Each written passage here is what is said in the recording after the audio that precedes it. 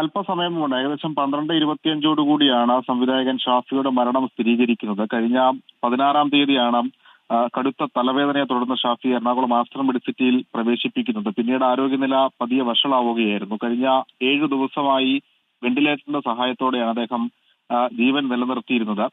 പലതവണ വലിയ അതീവ ഗുരുതരാവസ്ഥയിലേക്ക് പോവുകയും ചെയ്തിരുന്നു. 4 ദിവസം മുമ്പ് തലച്ചോറിൽ ഒരു അടിയന്തര ശസ്ത്രക്രിയ നടത്തിയിരുന്നു. പിന്നീടാണ് മരുന്നുകളോട് പ്രതികരിക്കുന്നതിനടക്കം ഒരു പ്രതികൂല കാര്യം കണ്ടെത്തിയത്. പിന്നീട് വെന്റിലേറ്ററിൽ തന്നെ തുടരുകയും അവിടെ നിന്ന് പുറത്തിറങ്ങാൻ കഴിയാത്തൊരവസ്ഥയിലേക്ക് പോവുകയും ചെയ്തു. NS-ICUവിലാണ് കഴിഞ്ഞ 6 ദിവസമായി ഷാഫി തുടർന്നിരുന്നത്. കഴിഞ്ഞ ദിവസങ്ങളിലെല്ലാം വളരെ അതീവ ഗുരുതരം തന്നെയായിരുന്നു അദ്ദേഹത്തിന്റെ അവസ്ഥ. പിന്നീട് ബന്ധുക്കളും സുഹൃത്തുക്കളും എല്ലാം നിരന്തരം ആശുപത്രിയിൽ തന്നെ ഉണ്ടായിരുന്നു. B. ഉണ്ണികൃഷ്ണനും അദ്ദേഹത്തിന്റെ തുടക്കം മുതൽ അദ്ദേഹത്തിന്റെ സിനിമകളുടെ സജീവ സാന്നിധ്യമായിരുന്ന ആളുകളുമെല്ലാം ആശുപത്രിയിൽ കഴിഞ്ഞ കുറെ നാളുകളെ തുടരുകയായിരുന്നു. അതിനിടെ മമ്മൂട്ടി, CPM സംസ്ഥാന സെക്രട്ടറി MV ഗോവിന്ദൻ അടക്കമുള്ള ആളുകൾ അദ്ദേഹത്തെ നേരിട്ടെത്തി സന്ദർശിക്കുകയും ചെയ്തിരുന്നു. എന്തായാലും ഏറെ നാളത്തെ ഒരു വലിയ ആശുപത്രി ജീവിതത്തിന് ശേഷമാണ് അല്പസമയം അദ്ദേഹത്തിന്റെ മരണം സ്ഥിരീകരിക്കുന്നത്. 1968 ഫെബ്രുവരിയിൽ എറണാകുളത്താണ് അദ്ദേഹം ജനിക്കുന്നത്. പിന്നീട് 96 കൂടിയാണ് മലയാള സിനിമാ രംഗത്ത് അദ്ദേഹം സജീവമാകുന്നത്. രാജസേനൻ സംവിധാനം ചെയ്ത ദില്ലീവല രാജകുമാരനിൽ സഹസംവിധായകനായാണ് അദ്ദേഹത്തിന്റെ സിനിമാ ജീവിതത്തിലേക്കുള്ള തുടക്കം.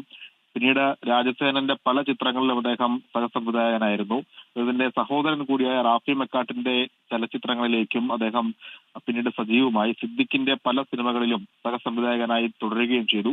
ഒരു സ്വതന്ത്ര സംവിധായകന്റെ വേഷം അദ്ദേഹം അണിയുന്നത് 2001 ജയറാം നായകനായ വൺമാൻ ഷോ എന്ന ചിത്രം സംവിധാനം ചെയ്തുകൊണ്ടാണ് മലയാളികളെ കുടുകടച്ചിരിപ്പിക്കുന്ന ഒരു സംവിധായകനായി ഷാഫി മാറുന്നത്. പിന്നീട് ദിലീപിന്റെ തന്നെ ജനപ്രിയ ചിത്രങ്ങളായ നിരവധി ചിത്രങ്ങൾ അദ്ദേഹം ചെയ്തു. 2002 കല്യാണരാമൻ, പിന്നീട് തൊമ്മനും മക്കളും, മായാവി തുടങ്ങി 16ഓളം ചിത്രങ്ങൾ മലയാളികളുടെ ഒരു ഹിറ്റ് മേക്കറായി ഷാഫി പിന്നീട് മാറുന്ന കാഴ്ചയാണ് കണ്ടത്. നമ്മുടെ മലയാളികളുടെ നിത്യജീവിതത്തിന്റെ ഭാഗമായ ഒരുപാട് ചിത്രങ്ങളുണ്ട്. അതിന്റെ എല്ലാം സംവിധാനം എന്ന് പറയുന്നത് ഷാഫി എന്നുള്ള പേരിലേക്ക് മാറുന്നത് പിന്നീട് മലയാളി കണ്ടതാണ്. ഇപ്പോഴും നമ്മൾ പേരെടുത്ത് പറയാൻ കഴിയുന്ന ഒരുപിടി ചിത്രങ്ങൾ, പുലിവാൽ കല്യാണമടക്കം, മായാവി, ചോക്ലേറ്റ്, ഒപ്പം മമ്മൂട്ടിയുടെ ചട്ടമ്പിനാട്, വെനീസിലെ വ്യാപാരി, 2 കൺട്രീസ് അടക്കം ഏറ്റവും ഒടുവിൽ ചിൽഡ്രൻസ് പാർക്ക് 2018, അതിനുശേഷം 2022 ആനന്ദം പരമാനന്ദം എന്ന ചിത്രമാണ് അവസാനമായി ചെയ്യുന്നത്. അങ്ങനെ പേരെടുത്ത് പറയാൻ കഴിയുന്ന, ഏതുറക്കത്തിലും മലയാളിയെ വിളിച്ചു ചോദിച്ചാൽ എടുത്തു പറയാൻ കഴിയുന്ന ഒരുപടി നല്ല ചിത്രങ്ങൾ ഷാഫിയിലൂടെ മലയാളികൾക്ക് ലഭിച്ചിട്ടുണ്ട്.